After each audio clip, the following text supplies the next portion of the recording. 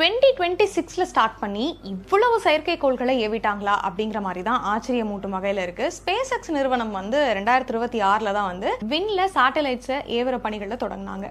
So தொடர்ந்து 4 மாசம் தான் ஆச்சு. இந்த 4 மாசத்துல வந்து 50 முறை வந்து இங்கிருந்து ராக்கெட்டை வந்து அனுப்பியிருக்காங்க அப்படிங்கிறது வந்து தெளிவாயிருக்கு.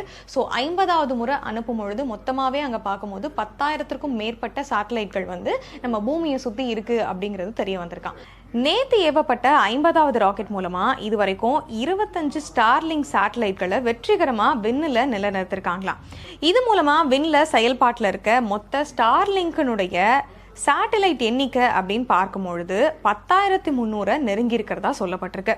ஸ்பேஸ் எக்ஸ் நிறுவனத்தை வச்சிருக்க எலான் மஸ்க் வந்து இவ்வளோ விஷயங்களை பண்ணிட்டு இருக்காரா அப்படிங்கிறத தாண்டி சமூக ஆர்வலர்கள் என்ன சொல்லிட்டு இருக்காங்கன்னா, இந்த பூமியை வந்து குப்பை ஆக்குனீங்க, அதை வந்து தாங்கிக்கலாம், பட் ஆனால் இதை சுற்றி இருக்கிற எல்லா இடத்தையும் நீங்கள் வந்து குப்பையாக்கிட்டு இருக்கீங்க அப்படிங்கிற மாதிரி இந்த விஷயத்துக்கு எதிர்மறையாக வந்து நிறைய விஷயங்களை சொல்லிட்டு இருக்காங்க. ஸ்டார்லிங்க் சேட்டலைட்களுடைய எண்ணிக்கை வந்து 10,300 வந்து கடந்துருச்சு அப்படிங்கும் பொழுது நீங்கள் என்ன யோசிக்கிறீங்க இதை பற்றி? இதனால வருங்காலத்துக்கு என்ன மாதிரியான பிரச்சனைகள்லாம் உண்டாகும் அப்படின்னு நீங்கள் நினைக்கிறீங்களோ மறக்காம கமெண்ட்ஸில் சொல்லுங்கள்.